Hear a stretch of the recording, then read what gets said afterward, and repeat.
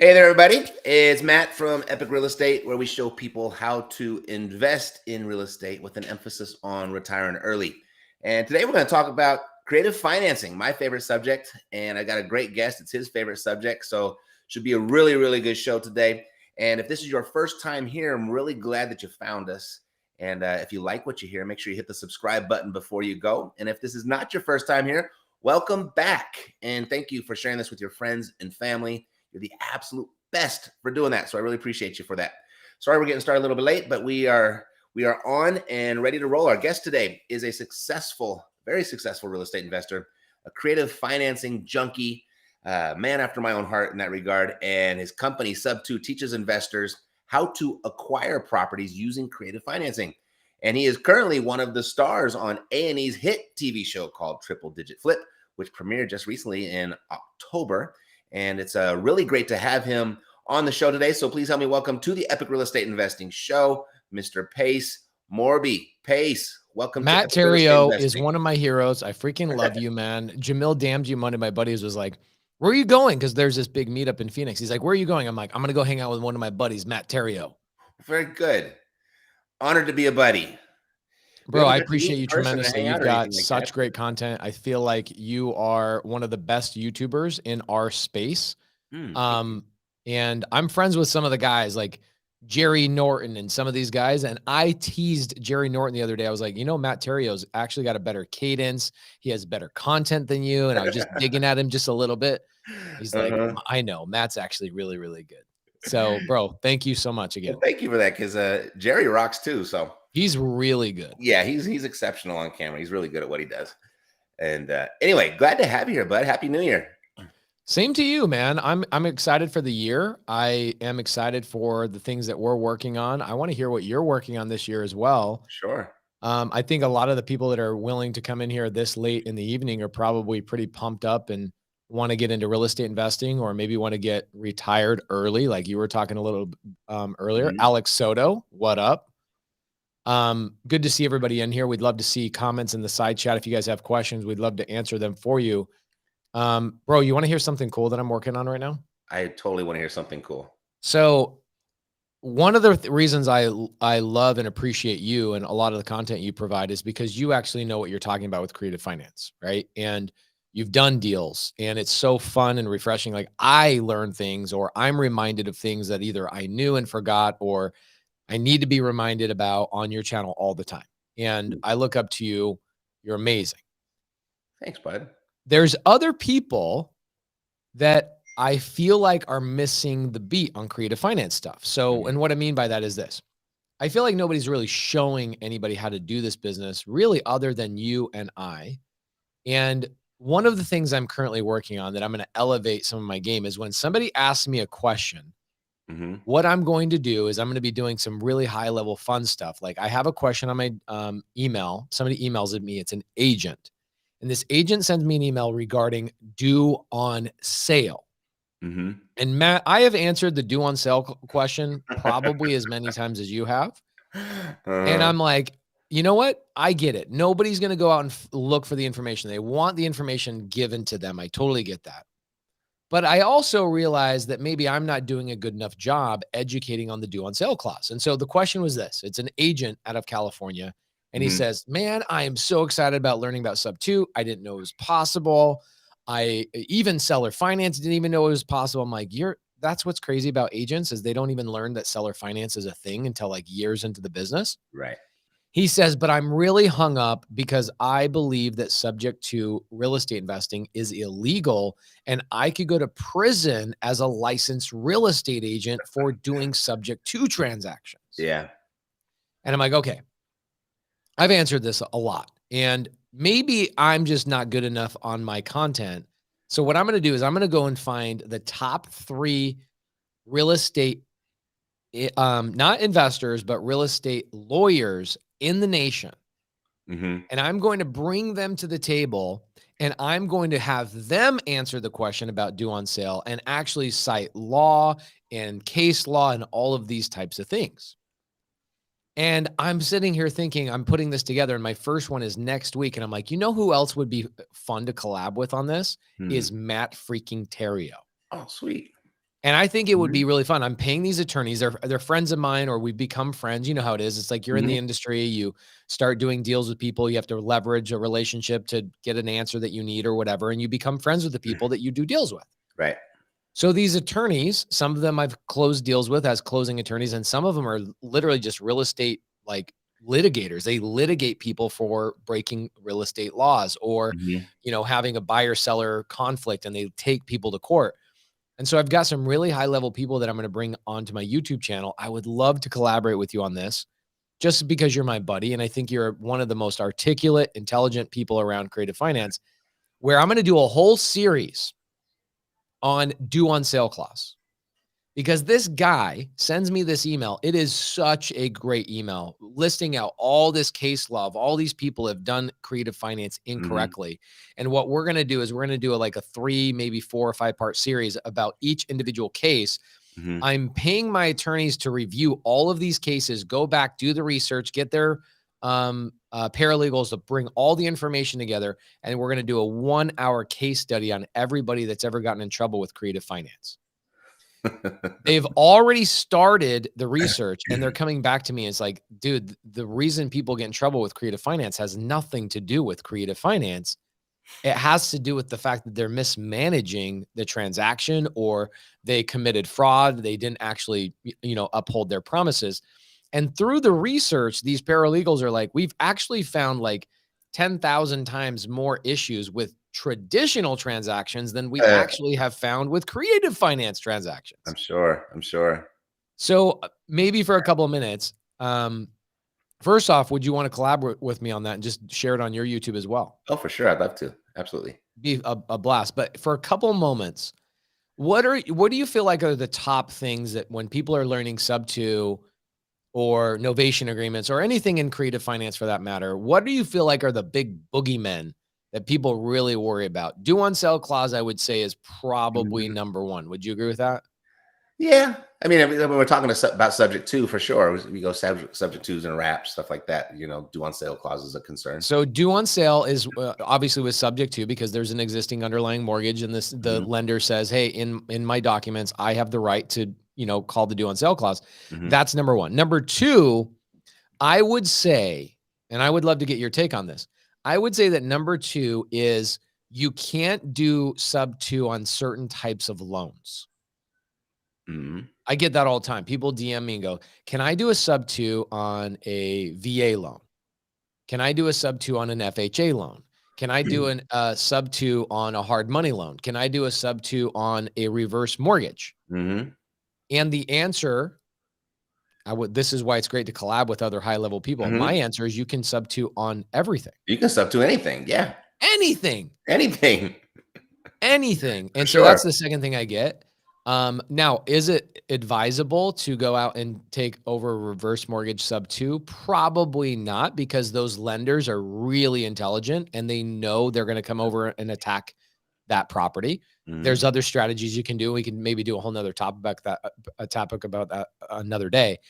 The third one I get is what happens when you default on my payment? So the seller asks a real estate investor, what Hmm. happens, Matt, if you default on my mortgage? And so I have a whole slew of things that I talk about when I'm talking to a seller of how to overcome that objection. And also my paperwork protects the seller, all of those types of things. But I'm going through all these things and I'm like, man, I swear I'm talking till I'm blue in the face. And then the next day or the next week, somebody asked me those same questions No. again and again and again. Yeah. Yeah. And For I'm like, sure. I should create a series on my YouTube channel. I would love to collab with you on this. Hmm. And then every time somebody asks me a question about due on sale clause, I'm like, here, watch these series. Right, right. It's just the kind of the nature of what we do when we're working with people and helping them get started, or maybe they've done some business, they've got some experience in that, they want to start incorporating creative strategies and stuff like that. But you know, we could sit here and walk it through the whole process A to Z right now, and then we come across somebody yesterday that's never even heard of us and say, "So, how do you do the subject to thing?" Like, I just did it Bro, I did it. I yesterday, did a right? 26-hour live where I walked Ye- through a such and Yes. such, and you just found me today. Hmm. It's unfortunate, but it's kind of like, I feel like we're stand-up comedians to some degree where it's like, hey, I killed it. I was on stage. I crushed it. Everybody's like, wow, you blew my mind. And then the very next day, somebody goes, who are you? Tell me some jokes. And I'm like, you didn't see the thing? I crushed it I was last night. amazing yesterday, right? I got to be amazing again. Yeah. Yeah, no, totally. And it's also like, you've had your YouTube channel for a while. You're putting out a lot of content. I mean, if you're going to make that relationship to stand-up comedians, it's like, I only know so many jokes, right? Like but they have to keep on writing. But for us, like it's pretty simple and straightforward. It's the same thing over and over and over again. And we're constantly having to find different angles and different ways to approach the subject and teach it. Yeah. New analogies, new stories, new examples, all that kind of stuff. And so, Remember, but that's where I'm like trying to elevate some of the content where it's Sure. like, you know what? I'm going to try something else because a big part of this is people don't realize there's times where we get so many. Here's what happens for everybody that doesn't understand why does a guy like Matt Terrio or a guy like Pace go and create a YouTube channel, right? How does it benefit us? Well, honestly, guys, when you start doing real estate deals and you're collaborating with people in your local market, it starts becoming an overwhelming thing in your life where people are constantly calling you and texting you and saying, hey, can I stop by and just take some of your time? Can I take you out for lunch? Can I get some coffee? And that escalates and escalates to a point where the domino effect of all these people asking you for help and you then giving them help becomes so overwhelming that you are forced almost to create some sort of uniform way of delivering content to more people than just the person that you're on the phone with. It's non-scalable. And so you start out by, I just want to help people. And was that your inspiration? that was my inspiration. I just, Matt, the way I got started is I was a contractor and I had most of my business coming from Instagram, right? Like befores and afters. It makes a lot of sense. Like here's this lady's backsplash before she met me. Here's her backsplash now after she met me. And people would go, oh, Pace's Instagram's dope. I'm going to hire him as a contractor. I land a contract with Open Door. And I was Open Door's contractor for like the first 5 years they were in business, right? And so then when I branched into real estate investing, I had a little bit of a following already. So I started telling people, hey, this is new for me. I'm going out on appointments. Whoever wants to go on appointments with me, jump in my Prius. I'll meet you at Circle K at 6 o'clock on a Saturday morning. And the first Saturday, I had this many people show up. Right. And I went on my appointments and acted as if. And I was taking like Instagram stories and going, hey, man, like I'm out on these appointments and the people, my ride along partners are getting so much value. But the reality is there's nobody in the car with me. But, I acted as if. And then the next week I did it again. And that next week I had exactly 3 people show up. Exactly 3 people. And in fact, the meetup I was just in this evening, one of the people in the front row was the first guy I ever took on a ride along like 8 years ago. Okay. And so the next week it was 30 people, literally like 3 weeks in, it was like compounding. And then about a month later, maybe 5 weeks into it, I show up to Circle K one morning at 6 a.m. and there was a line of nearly 100 people waiting to get in my Prius with me because word had gotten out that this guy Pace is going around town, taking people on appointments and showing them how to, talk to sellers and all that kind of stuff. And it wasn't until maybe 5 years after that I actually started a YouTube channel. It started compounding that now once a week, I used to do these big whiteboard sessions. I bought a 30-foot whiteboard in my hallway in my office. And I go, all right, guys, just come over on Friday afternoon. We'll have a big taco truck. And I would order tacos for everybody. Title company would pay for it.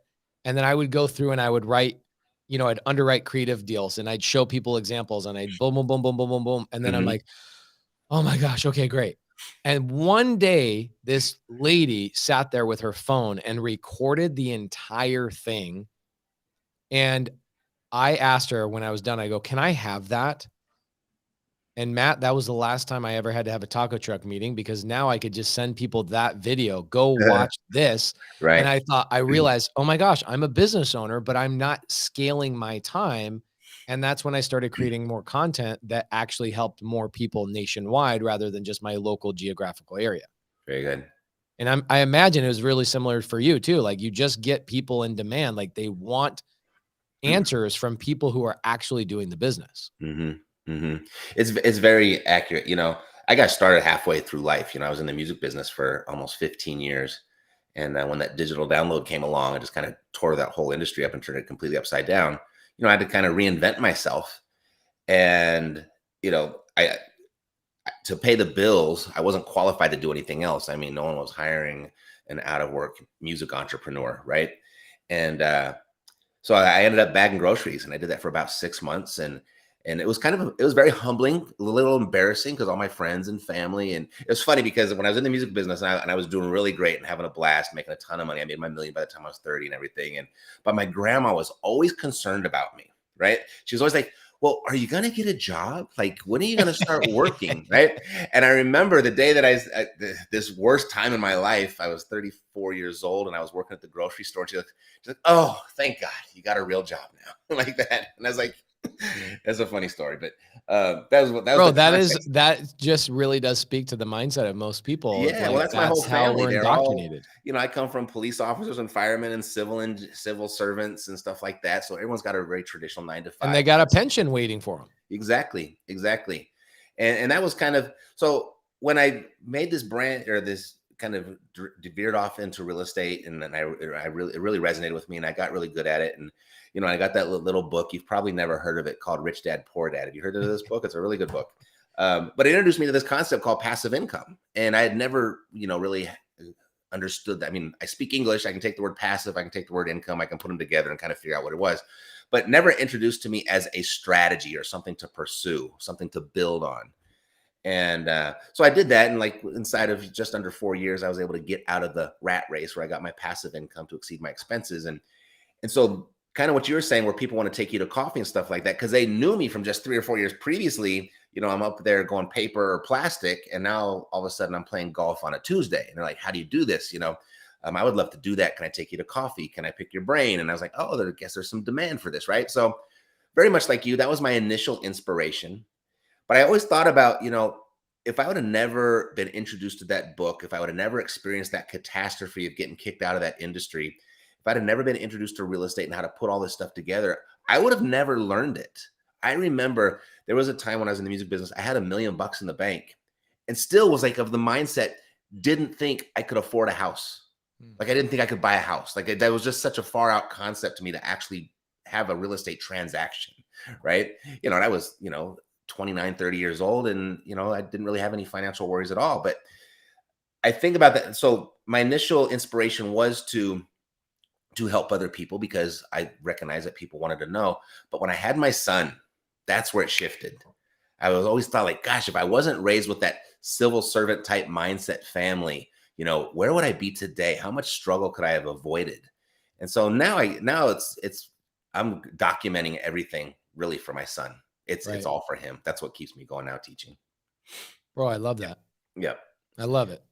Because Well, I wouldn't have learned it going anywhere to else, the collaboration side, it's like, I want to elevate the conversation around creative finance, right? So I want to get guys like you and other really epic dudes that I really love. A lot of the guys in creative finance don't have YouTube channels, and if they do, they really don't have a big following. So I want to elevate, right? And you're one of my favorite people to collaborate with. So next Thursday, I've got Sean St. Clair, my real estate attorney. I would love to get me, you, and him on a live. I've already got it scheduled. I'll send you the invite. I'd love to collab with you. We're going to go through one of the case studies of somebody getting in trouble with creative finance and finding out that it actually was never about creative finance. And then we're going to deep dive into due on sale clause with a actual real estate attorney. And I'm actually going to bring the gentleman on the live who asked the question via email so that he can pick my attorney's brain. And I told Sean, I was like, I will pay you by the hour. Just help me out. And he's like, Paige, you don't have to pay me. You don't have to pay me. Like, come on, you're an attorney, man. That's not in your blood. You got to charge me by the hour. If I sneeze around you, you're charging me. Right. So that's going to be a lot of fun. And I'm really looking forward to elevating the conversation, because my biggest goal professionally is to normalize the conversation around creative finance. I want agents and brokers and other people to understand seller finance is an option for their clients. Subject to really should be something that commonly comes up of like, or agreement for sales, land contracts, executory contracts Mhm. for people that are like, I don't have equity. What is my option? Right. And what's interesting, I bought 3 deals last week, one in Gainesville, one in Fayetteville, North Carolina, and another one in Arlington, Texas. All of them. Well, the one in Fayetteville it's a sub 2 deal triplex. I'm keeping that as just a traditional rental. Gainesville is a seller finance deal, and Arlington is a sub 2 deal, $600,000 home in a really upscale neighborhood in near Dallas Fort Worth. That's going to be an Airbnb. Why didn't the seller sell the property through a licensed realtor and just get the highest and best number? And the reason is because they didn't have equity. They did a refinance a year ago. Mhm. They then went through a divorce, and now they're actually 2 months behind, and they're like, we don't know what to do. Our agent said they can't sell it. And the agent suggested to that seller they should just let the house go back to the bank. Mhm. And I'm like, okay, there is a lot of education that needs to happen around For this sure. and where these deals come from. And so I'm going to elevate the conversation, and I would love to collaborate collaborate with you on that. For sure, for sure. No, I think the very first time I decided to make a video about the due on sale clause, I did a boatload of research and I went through court documents and I went through all the public records trying to find, is this thing really illegal? And, you know, it was a lot of research for, I think, a 7-minute video, way too much time that I put together. To your point, I have to create it all over again because no one has ever seen the video. Right. Right. But it's not against the law. It's just a breach of contract, and breaching a contract is not illegal. Right. I mean, that's really kind of in a nutshell is what I think they may find. But there have been several cases, it'd be interesting to see if they find the same stuff that I did because I'm certainly not an attorney. But what I Right. found of public record was like, this is it's not illegal at all. In fact, every time it's been in court, the person that was doing the subject to did not lose. Yeah. What happened? So this is what the first time I ever was interfaced with the due on sale clause was a deal of my own. Okay. So I buy a deal. Check this out. I buy a deal from Cody Sperber. Okay. His team calls me, Bryant Applis, one of his new acquisition guys, calls me up and goes, Pace, we've got this seller that has no equity. And I go, okay, well, let me go on the appointment. I'll go on the appointment. I'll show you guys how to lock it up, right? Cody had kind of scaled out of the business to that point, and he was around on stages and doing the things he should be doing and elevating his brand. And I go, Bryant, I'd love to go. But I got to buy the deal. I'll give you an assignment fee. So it's a 16-plex multifamily. People already living in it. So I absorbed existing tenants. I paid Cody Sperber and his partner, Brian Applis, $82,000 assignment fee on a sub 2 deal. Now, a lot of people are immediately going to go, well, if you took over an existing mortgage through subject 2, and then you gave somebody $82,000 for bringing that deal to you, that is the highest assignment fee I've paid on a sub 2 deal. Mm-hmm. Where did that $82,000 come from? And I think that could be another video for you and I. Maybe that's something we write down is how does Pace structure his finances around a subject 2 deal? But basically that $82,000 came from a private money lender. Okay. Mm-hmm. So I take over the first 16-plex subject 2. I bring a private money lender to the table and I put that private money lender in second position that covers my assignment fee, my closing costs, all that kind of stuff. And even my upfront, management costs to get the Mm-hmm. property fixed and fully operational. Mm-hmm. A year and a half later, I go to sell that property. And I go, I've never had the due on sale clause called on me. I've never had it happen. And I see all these people on YouTube saying, it's not going to happen. It's not going to happen. It's not going to happen. So what I do is I call the bank and it's in contract to sell. So I go, here's what I'm going to do. I'm going to tempt the devil. I'm going to call the bank and tell them that they should call the house, or they should call the note due. And first person I get a hold of, Matt, is who? The bank at the bank. Yeah, at the bank. Who's the first person you contact if you call customer support? Is The it somebody customer. who actually even knows what due on sale No, clause it's your is? customer service person. All right, got it. Thought it was a trick question, so I was like, Oh, you're like, oh shit, where's Pace leading me? right. The first person we talk to is some knucklehead, maybe even in the Philippines, that doesn't know anything about anything other than just customer support. So Right. it's like, I got to talk to your manager, right? And I make this recording, by the way, Matt, because this is now at a point in my journey where I'm documenting what I'm doing. So I'm like, this would be great content. Content. I'm going to call the bank and I'm going to try and get the bank to call the due on sale clause on me. Mm-hmm. And I'm in contract to sell the property. And that buyer is a cash buyer. So they're going to come in, pay off the Yo, Chris Haskin, what's up, brother? So, I buddy. was just texting him. Are you friends with Chris? Yeah, we go way back. Oh, he's a sweetheart. He's awesome. Totally. So We're in the music I'm business at the same time, by the way. tempting the bank. Please let me talk to somebody. Let me talk to somebody. I want you guys to call the due on sale clause on me. I want you guys to know that I purchased this property, but I never paid off your debt. And I'm now the owner. So I get a hold of the person who I'm talking to, the customer service rep, has no clue what I'm talking about. Mm-hmm.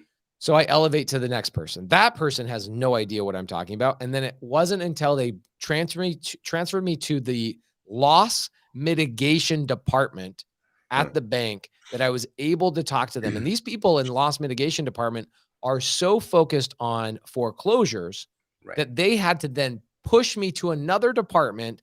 And I finally talked to somebody. I said, I own this house and I did not pay off the debt when I purchased this property. And the bank is like, okay, what's the problem, sir? What's the problem? What's the problem? What's the problem? I could not get this bank to do anything about it. They did not care. It's in nobody's job description to give a crap about the due on sale clause. So I couldn't get them to do it. And I document this on a phone call. And then back to our previous point, you and I have both made some pretty epic content. Same thing with Chris Haskins. He's made some really dope content. He's a cool guy. Yep. And it's like people that venture into this world, I wish I could just take a microchip and download all the cool stuff that you've taught, and Chris, Ron LeGrand, all these epic people, and download it like the Matrix, like you now know Kung Fu, and just download it in people's brains. But that's not going to happen. We have to do the research, and guys, that technology doesn't exist. So Elon's working on it. So about 3 months later, I've sold that 16-plex that they pay off the underlying. My lender gets paid back. I make like $150,000 on the deal. It was a great deal. And it was great. 3 months later, we buy a property on Lost Dutchman Trail. And this is what happens. I get the due on sale clause called on us. And here's exactly why. And I was like, yes, finally, I got the due on. I'm like, oh. And that's the difference, right? The mindset of a guy like you and a mindset of a guy like me is different than the person who's sitting there trying to absorb all I want problems to deal with so that I can overcome them and feel them firsthand, right? And I understand that's the equation. It's how you were successful in the music business. It's how you're successful right now as a real estate investor. It's why you're successful in your YouTube content. You went through the motions and you did the thing that does the thing. Okay. So here's how we got called. We got the due on sale clause called. Lost Dutchman Trail, sellers behind on their mortgage about $20,000. So they're in foreclosure. They're like a month away from getting foreclosed on. So what do? We buy his mortgage we buy his house and take it over subject to. In the process, I go get a private lender to bring that $20,000 to title. Title then pays off the late payments and we reinstate the loan. Now the loan is in good standing. We then close escrow the day after we get the loan in good standing. And about a month later, we're done cleaning up the property. We're getting ready to, this was back in the day when I used to do lease options. I don't love lease options anymore just because I want to hold property. But, and my lease option, especially with like COVID and stuff, the market was going so high that everybody was executing my lease options. And I'm like, no more lease options. We don't want any more executions of lease option. So, we get a letter. It's from a bank called Johnson Bank. Never heard of Johnson Bank. It's a teeny little bank with 6 branches, and we get a letter. We are executing our right to call the note due. You have 30 days to pay off this debt, or we will then go through a judicial foreclosure to take the property back. And I'm like, oh my gosh, I'm framing this letter. I framed the letter. And I love that letter. It's the first time I got the due on sale clause called on me. I've now been involved in 5 of them, but this is how we solved it. So we call the bank. It's lucky enough, it's a small enough bank that we got a hold of a branch manager. We then got a hold of the president. The president of the bank is the son of the founder. And so we get on the phone and I'm talking to the president of the bank, founder's son. And I go, hey, my name is Pace Morby. We reinstated this guy's loan. We stopped him from foreclosure, caught up the arrears. I'm confused why you guys want the due on. Why are you guys calling the due on sale? I don't get it. Why are you calling? He says, Pace, it's always been bank policy. That's what we do. And I go, okay, well, I'm curious. How did you guys even know? Is there somebody in your bank? Is there somebody that it's their job to find this out? And he goes, Pace, actually, I found it personally. I'm like, okay, how? How in the hell did the president of the bank find out that we bought it subject to? He goes, well, we're kind of an old school bank. This house was in foreclosure. It was in a manila folder on my desk, and we have a stack of 50 foreclosures on my desk that I personally manage. So when you reinstated the loan and we sent you the reinstatement letter, I then a week ago go through my file and I'm pulling out the houses that have been reinstated. I go back to the system to punch in the data to make sure this house is now reinstated. And I noticed that the deed had transferred. The title change, right? Yeah. And I'm like, oh my gosh, this is the greatest lesson ever. Because now what I do, Matt, when I buy a house subject to and I'm saving it from foreclosure, I typically wait 15 to 30 days to transfer the deed in my name, just to make sure that the reinstatements happened. The bank doesn't see that deed transfer, just in case. Okay. We hold the deed at title and we wait till we record it. So I go to the bank, or I go to the president. I go, okay, so I bought it subject to. Obviously, we know this is not illegal. What are your other clients? I don't even know why I asked this question, but I was like, what are your other clients doing that are buying subject to? How are they overcoming the due on sale clause? And he says, it's pretty simple, Pace. Our other clients are deeding the property back to the owner and purchasing the property on an agreement for sale, right? And depending on the state you're in, it could be a land contract, contract for deed, whatever. It's all an executory contract. Right. And I go, okay, any other ideas? And he goes, no, that's the way I would do it. I would deed the property back to the owner, and then I would repurchase it on an agreement for sale. And so I went to my attorney, and I'm drafting the documentation to go back to the seller and say, hey, seller, we got the due on sale clause called on us. Let's do a deed back to you, and then I'll repurchase the property on an agreement for sale. Stop the foreclosure, or stop the due on sale, and we're good. And my title rep, her name is Eileen Brown, 48 years doing subject to transactions, 48 freaking years. She says, you know what, Pace, I've always wanted to try something. And Matt, this is an interesting one. I don't know if you've ever tried this. I've only done it now twice. All right. I would love, Pace, to see you do this. Deed the property back to the owner and then repurchase it on a lease option with an auto renewal every single year. And your option price is the balance of the mortgage. And when you stop and think about that, you're like, that's freaking genius.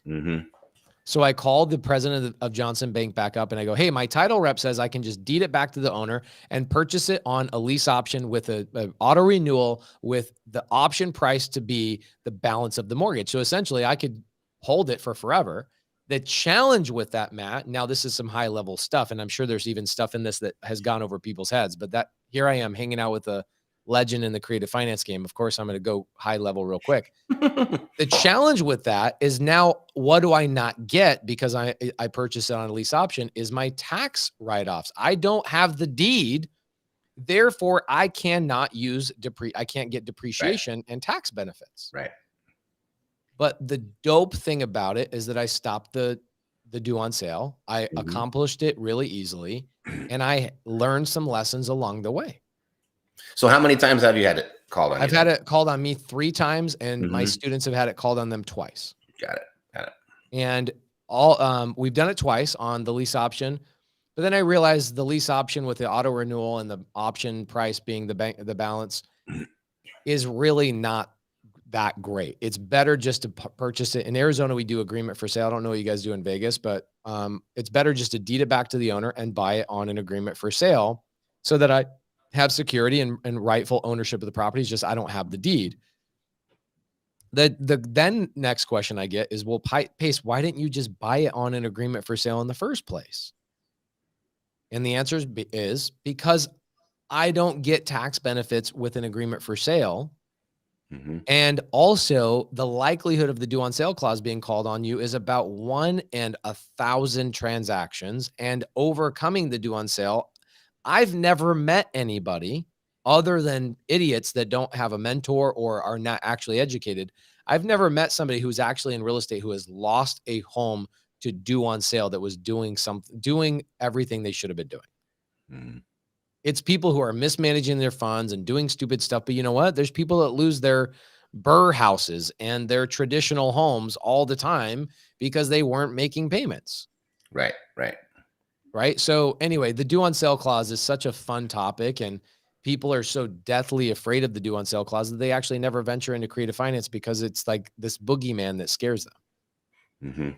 Mhm. Interest. Have you ever heard of that? The lease option thing I think I actually heard it from you when we were on the with Joe conversation McCall. with Joe McCall. The three of us were talking about it. It was the first time I ever heard of that. Yeah. It's so interesting how simple it really was. And what was really fun about that whole concept was that the bank owner, the president of the bank, was coaching me along and saying, well, yeah, just do it this way and we'll be perfectly fine. It's just bank policy. We understand you guys caught up his arrears, which we appreciate. Thank you so much. Because Mhm. the last thing the bank wants to do Yeah. is take the freaking house back. And it's a perfect example. The only time it's never been called on me. I've never had it called on me. It has been called on one of my students once that I taught how to do it. And I was a little bit nervous about it because now they were in a bind. And I was just like, so this is what you do. Just call the bank back and say, hey, I got your note and this is the deal. The seller could not any longer make the payments and they were about to default and just give you the house back. The house is in pretty terrible shape. I don't even know if you want it back. But I decided just to go ahead and take over the payments for them. I'll continue to make the payments for them, and I'm actually going to fix it up. But if you call this due, I'm not going to fix it up, and I'm going to stop making my payments right away. So what would you like to do? So that was, to your point, they don't want the house back. They don't want a non-performing note. And so I told my client, my student, exactly what to say. And he says, okay, let's give it a shot. And he did it. And then they hung up the phone call and says, okay, well, I guess we'll just have to follow through. The bank called back in about 5 minutes, says, you know what? We're sorry. Just go ahead and keep making the payments. Everything is fine. And then my student called me back and said, hey, that worked. And I was like, woo, you know what I'm saying? But that's the only time it ever happened was, just kind of play on what they don't want and then remind them what they're going to get. I mean, it's just a very common strategy that I do with, very subtly, by the way, that I do with sellers. You know, if they decide not to sell to me, I want more money. It's like, well, that's fine. I would love to give you more money for your house. And it's a very nice house. And as hot as the market is right now, you absolutely could get more money. But that's the retail price. And you're going to have to go through the retail process to get that. I've got a great real estate agent. They can come over and they go ahead and they'll list their house and they'll tell you exactly what to fix. I'm sure they'll give you some good guidance. They'll get your house all fixed up. And then, it'll take a couple of weeks for them to get their marketing up and running. Then they'll list it. And then they'll probably have some open houses. You probably have to get lost on the weekends here or there. But, they'll get it. And this market is really hot, and in 30, 45 days, as long as that buyer's loan gets approved and it meets appraisal, you should have no problem. But, if it doesn't, then you have to start all over again. But so if you'd like to get full retail, that's what you have to do. And I could hook you up right now if you'd like. It's like, so offer to make the appointment for them and everything, totally give it up. And they're like, oh yeah, no, I don't want to deal with any of that. Oh, so then I guess you want the investor option then too, right? So, Well, yeah. it'll be fun doing the due on sale clause stuff, and I'd love to collab with you and have it on your Yep. YouTube channel, have it on my YouTube channel, and spread the love and get our attorney to give the people the love. Because what I really want to do is I want to send that video out to realtors that say, this is illegal. This is not possible. And then have an attorney say, hey, I'm here. I'm challenging you on that. Show me that it's illegal because I'm going to show you that it's not. And anyway, we'll have a lot of fun with it. But bro, we got some good questions in the side chat. Yeah, we do. Let's Answer go for those right now. Enough about us. Let's see. We kind of answered this at the beginning. Maybe they got here a little bit late, but let's look at this. Can I apply the sub-2 concept in creative financing to commercial real estate? Okay, so commercial real estate is a blanket term for basically anything over 4 units. Okay, so we're talking, we could go into commercial stuff like deep, but multifamily. So I'll pull it up. I'm all about that proof life. You know what I'm saying? Sure. I've got a 35 unit mobile home park in Yuma, Arizona. You guys can all pull it up on your screen. I will pull it up on mine as well. And I bought this property for $600,000. And the great thing about this property, let me pull it up just real quick, is that it came from a wholesaler that had no clue what they were doing. Do you see the little share icon there? You got it? Yeah, I'm pulling it up on Zillow so you guys can see it on the map and stuff. Now, okay. I'll I don't know if you had I'm just using this software for the first time. I don't know if you got the same controls over there. Let's see. Boom, there it goes. Let's see if it will it let you add it to the show. There we go. Okay, yeah. So this little deal, this is unit number 3. So let me pull it up and go back to just the main deal. But you guys can see this mobile home park. Let's pull up some freaking right here. This whole unit, all of these mobile home parks right here, this whole entire mobile home park, it's 35 units. I bought it for 0 down to the seller with 0% seller finance. And the seller was being marketed to by wholesalers, right? Wholesalers were like, that thing is worth maybe $500,000. $500,000. So I'm going to offer them $350 because that's what wholesalers do. And I'm a wholesaler too. We do wholesale. I know Matt does too. And wholesale has its place in this business for sure. It's an amazing business model. And what happens is the wholesaler comes to me and he says, Pace, I know you're this creative guy and you can buy things at full retail. This guy wants $100,000 over retail. And I go, okay, well, show me the rent roll. Show me what's coming in. Actually, what's funny is the rent roll was all drawn in pencil and paper because the owner of the property is just an old school dude. But I took that. I'm fine with it. And I actually have the rent roll. Maybe I'll pull it up and show you guys the original rent roll of this thing. This was last summer. So I go, here's what we do. We tell the seller this. Hey, seller, we're willing to come up to the number you want of $600,000 if you're willing to give us the terms that we need. That's the line. I should make a t-shirt. That's the line. I'm willing to give you the number you want if you're willing to give me the terms that I need. And the seller, most sellers on like single family homes have no clue what terms mean. And I say that word terms on purpose so it causes them to pause and they go, what are terms? And then I go into my infamous F-150 story where I explain how I've sold vehicles on seller finance, and it somehow clicks with sellers and they're like, oh my gosh, that makes so much sense. So then I go back to the question after I tell that story. If you guys haven't heard that story, go to YouTube and type in Pace Morby F-150. And I go back to this question, the seller, and I go, so now you understand seller finance. So I'm going to ask you again. If I come up to the price you're asking, would you be willing to give me the terms that I need in order to buy this property? The seller says, well, as long as you get me my $600,000, I'll do whatever you need. That's the number I want. I go, okay, I will make you payments for the next 20 years because I'm going to pay you 0% interest, right? I'm basically baking in all the interest right up front. You're making that extra $100,000 between retail and what you're getting with me. And let's get this thing closed up.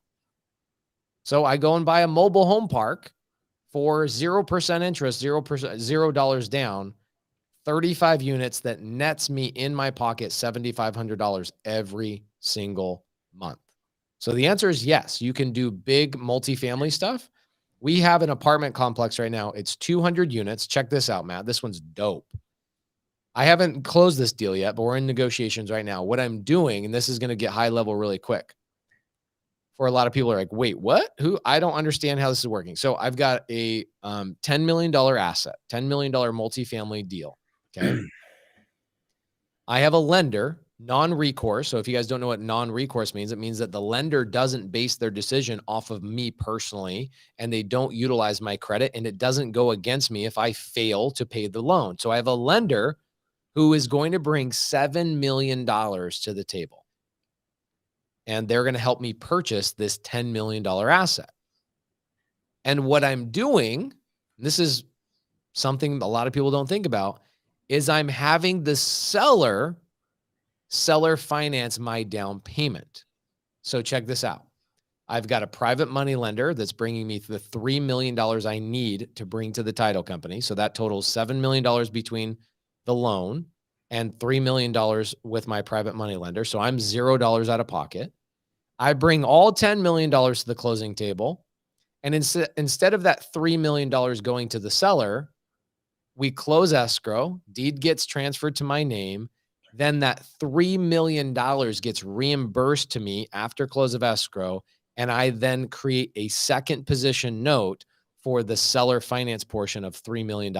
And then my lenders who gave me transactional funding get their $3 million back with their interest. And so I can buy a $10 million multifamily property by creating or putting the seller in a second position and having them seller finance a portion. So a lot of times people go, well, the seller doesn't want to seller finance to me because they need money right now. They need money so they can roll into another deal. Okay, well, give them $7 million on the purchase and have them just seller finance the amount of money that your bank wants to see you put as skin in the game. And you've just hacked a multifamily deal. Right. So guys, yes, the answer is absolutely yes. You can do multifamily. You can do commercial. My building, we just bought $1 million office building. Oh, wait, back up on that one, Pace. So you borrowed the $3 million in private money, but then you just kind of kept it and then got the seller to finance the $3 million. So you got the whole deal for nothing, and you put $3 million in your pocket. No, I did not. I gave my lenders back the $3 million. Oh, why'd you do so that? I used my lenders' money just as a transactional funding. Oh, just for transactional funding. Got it. Yeah. So they bring my private lenders bring $3 million to the title company.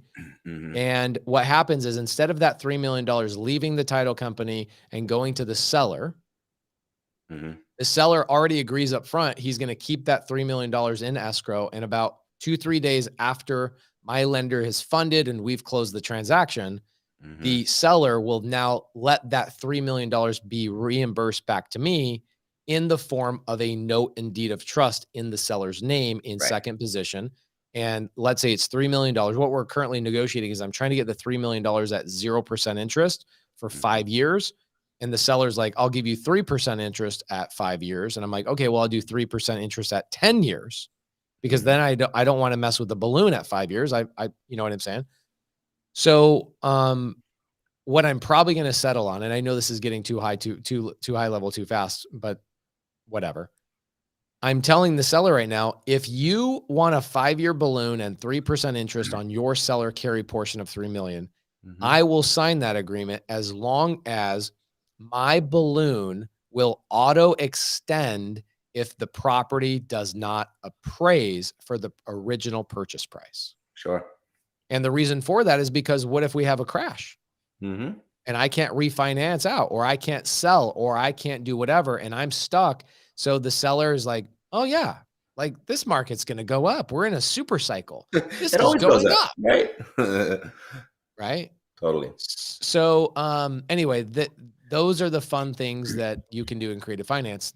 The creative finance is that exact thing. It's very literal. Like we can be as creative as hell, and people like the way I bought my personal house. I told this on a live stream we did previously. It's like, I bought my house through a consulting agreement instead of a purchase and sale agreement that gives me tax write-offs every time I pay a payment towards it. It is the craziest stuff you can accomplish in this. And so anyway, that Yuma deal, I ended up buying 2 mobile home parks in Yuma, and we're still acquiring more mobile home parks. But this our big plan in the next 10 years, we're not Grant Cardone or anything, but we're going to buy, my goal in the next 10 years is to buy $1 billion in multifamily real estate, primarily through creative finance strategies, just like what I told you. Will I fail? Probably, but I'm going to freaking try, and we're going to have fun, and we're going to document it the whole entire time. So the answer is yes, you can do any property with creative finance, any type of property. Yes. You could, I always say, like, kind of what your point, like, I mean, you're only limited by your own creativity. And when you get together with another person that does this on a daily basis as well, I mean, you always learn new stuff. You're like, wow, I never thought of that. Because, and the reason I asked you that question about the $3 million was that you very easily could have put the $3 million in your pocket and you could have got this whole thing for free and walked away with $3 million cash, right? I could have. One of the things I don't think I'm smart enough yet in raising capital to figure out how to keep that $3 million without too much interest sitting on it. You know what I'm saying? Right. I mean, you have to deploy it, but a smaller version of that is something I frequently do is, if I needed, say, 100 grand for a down payment, I'll go and raise 110 grand of private money. Mm-hmm. Right. And so I can put 10 grand in my pocket and I still got the deal. So I can get cash and cash flow with every single deal. I'm going to pull. So I got a deal right now, Matt. This is funny. I just closed the deal. Let's pull this up. I got this deal in Gainesville, and this is exactly what I did. And so it's really fun for people to see, like how this all works. Let's see, Gainesville. Let's say, let's answer another question. I'll pull this up. Yeah, sure. Malcolm, it'll take me like 2-3 minutes to pull this up here. So let's help him out real quick. He's answered this question asked the question 3 times. So let's hook him up. All right. So if you purchase a property on an agreement for sale and you want to use a hard money lender for the acquisition, renovations, and closing costs, how do you structure that?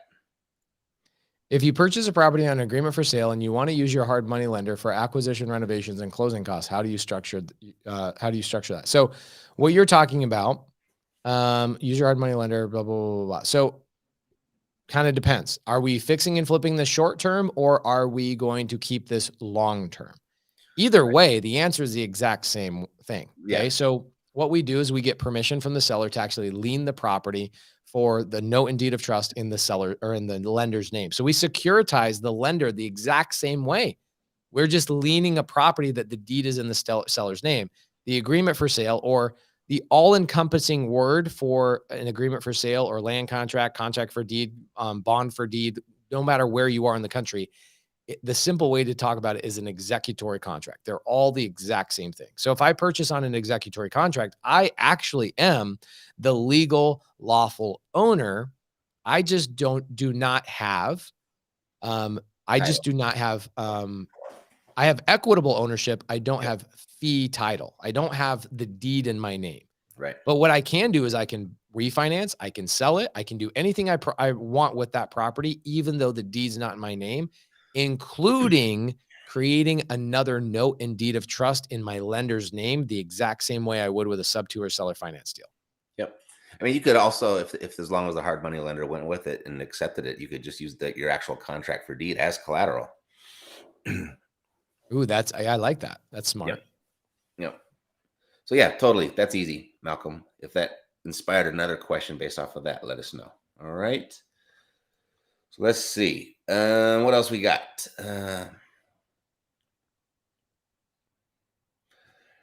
Let's slow the brain power down a little bit. Let's go down. Let's go down low. Okay. Let's help out Devin. Devin's like, please, Pace, you're drowning me. What is an idea of a first good deal to start with? First good deal. Okay. So a lot of times I think one of Matt's best YouTube videos is he has a great YouTube video that says 10 places where either, I can't remember if it's sub-2 or creative finance deals come from. It's a wonderful video that talks about the lead source of where deals come from.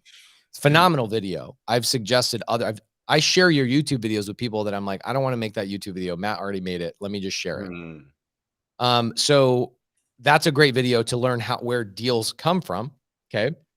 But if you're like, look, I get a lot of people who go, Pace, I'm not ready to be like a marketer. I don't want to be going direct to seller. I have a 9-to-5 job. I'm super busy. I've got a wife and kids and all these other things. Okay, great. Well, I created a community I don't know if there's anyone out there that's created as large of a Facebook group as I have regarding specifically creative finance, but I have 40,000 people in a Facebook group specifically regarding creative finance Mhm. nationwide.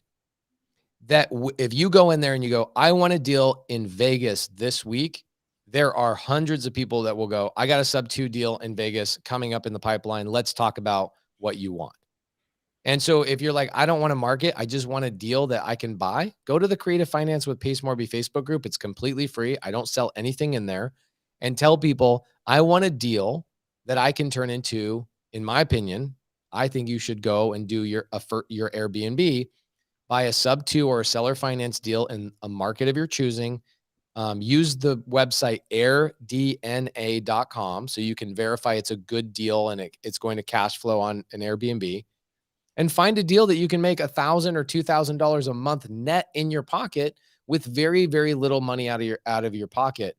And depending on how you raise your capital, like Matt brought up, you can get into deals with no money out of your pocket and actually get paid to buy the deal.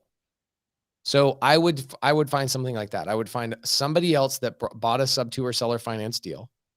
I would buy the deal from them, and I would raise money from a private lender that covers all my costs to get into the deal and give me an upfront chunk of money in my pocket, say $5,000 to $15,000. Now I got a cash flowing Airbnb that I didn't have to use my own cash, my own credit, or my own credentials, and I got $15,000 sitting in my pocket as a congratulations chunk of money. That's what I would try and focus on. Matt, what are your thoughts? You know what? This is something I'm more and more recommending to people, and that's if you haven't taken advantage of your FHA loan yet. Hmm. I mean, getting the type of because if you're going to use other people's money, and people will ask me what whose money should I use, right? Should I use the seller's money? Should it be private money? Should it be bank money, hard money? Where should I get the money from? And my answer is always the same. It's use the cheapest money first. Use the Yeah. cheapest money that you can find. And right now, no one's really got cheaper money than what banks have. Agreed. And you can get into a property for 3.5% down with not a tremendous credit score, and you don't need to have a lot of income, and you don't need to prove a whole lot of stuff, and you can get into that first house. And I would do that so you had the actual ownership, and you have a nice long-term fixed rate loan attached to it. It's really going to be great for the future as far as especially with the inflation that we're experiencing. And start with a house hack. Then if you live in the house for 6 months and decide I don't want to live there no more, and then just turn it into a full rental, even if you Right. have to go rent a property yourself to actually live in. I think that's a great, really, a first place to start. And it's kind of obvious, but I think because it's so obvious, a lot of people neglect it and don't entertain it. And it's really easy and attainable for most people. That's what it's there for. I love that answer. I think the only counterpart to that Hmm. is I think a lot of people shy away from that, not because of the down payment. They shy away from it because banks are challenging to get loans from if you don't have a 2-year track history on your job and Hmm. you don't have a specific credit score. And I don't know Hmm. what FHA's credit score requirement is, but I think those are the 2 requirements that people are like, man, I don't have 2-year job history. I've been turned down, or, maybe a year ago I had a credit card issue and now I can't get a loan or whatever else. But I think that if you don't have either one of those issues, a credit issue, or you don't have a job history issue, then going and buying your first deal with an FHA loan is absolutely the right way to go. Right. Or find someone that does. Have them go in and buy the house, and then you lease option it from them right when they close. And then you take your 2 years to get yourself in a situation where you can finance it back. Right. Partnerships, you All right. can't underestimate partnerships. I've got a deal and I can't find the closed HUD. I'll have to bring this up on the next one because my team doesn't share my HUD with me. I have a transaction coordinator, Matt, you know who she is. Hmm. But this is a deal I just closed the other day. And I did a really, really good YouTube video with Bobby Joe from this title company. This girl was so awesome. We went through the title report. We went through the HUD. We went through everything on my YouTube channel. But this is a video. This is a property you guys can see right here. 3520 Northwest 46 Terrace in Gainesville, Florida. This is a property I bought on seller finance. I never once spoke to the seller. Somebody else in that Facebook group I talked to you guys about locked this deal up on seller finance. They are like, I don't have the ability to raise capital, or I'm not an Airbnb person. I'm just a wholesaler. And I learned how to assign a seller finance deal to you guys. So I paid this person $12,000 on an assignment. But the reality is I did not pay them any money, because what I actually did is I raised private money to pay the closing costs with the title company, the assignment fee to the wholesaler, the renovation and furniture for the Airbnb, and I put $9,600 on top of that for a management fee paid to me up front. So when I closed escrow, the private money lender brought all their money to the table. We created a second note, and my Airbnb income pays the underlying seller finance and the private money lender, which then is another topic for a YouTube video. You probably got this question 100 times. Matt, how do you pay off your private lenders? Right? That's a whole nother conversation for another day. With But money. that deal, guys, I never spoke to a seller. I didn't text him, call him, bandit sign him, nothing. Somebody else brought the deal to me. I went and got private money. That private money lender covered all of my costs. I didn't have a credit pull. I never talked to the seller. Nobody ever checked my tax history. Nobody even verified whether I had $1 in my bank account. And I just closed escrow on that property like 3 days ago. Like, we're doing these deals now. And I didn't have to I literally it actually was from one of my students. They brought the deal. They're like, hey, I'm not in a situation where I want to hold property in Florida. And I'm like, I do, because I also have an Airbnb management company that manages nationwide. So I can buy in any market I want, and they will manage the property. So I didn't have to find the deal. I didn't have to fund the deal. I didn't have to use my credit. I don't even have to manage the contractors or manage the Airbnb long-term. It's a freaking free piece of real estate in Gainesville, Florida, that will net me $2,000 a month in my pocket. And once the loan is paid off in, let's say, 30 or 29 and 29 years and 11 months, I will then be probably cash flowing $6,000, $7,000 a month. And if you add inflation on that deal, I'll be bringing in $11,000, $12,000 a month in 30 years. And all of it from not doing my own marketing, just by networking and buying deals from somebody else, and then networking and bringing somebody to cover my costs to get into the deal. Mm-hmm. So Nice. if I could bottle up what I know, and Mm-hmm. you put me or Matt in a freaking middle of a Kentucky field, I don't know if Kentucky has fields, but I assume it does. If you put Matt or I in the middle of a Kentucky field butt naked, and I don't know why we have to be butt naked, but We we don't have have to be butt naked. That's And optional. you said you, Matt, and you, Pace, have to go get a deal today on seller finance or subject to, you know what I would do is I would go network with somebody else that's already doing the cold calling and the texting, and ask them, can I help you close one of these sellers on creative finance and buy the deal from you? Yep. It's a people business, right? For sure. Every piece of real estate you buy or sell is going to be from or to another person.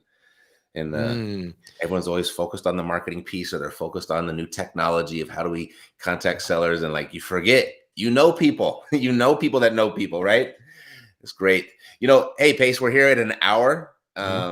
We could probably talk about this forever. We've got a bunch of questions coming through, but just give us a good reason to do this all over again at some other point. You down?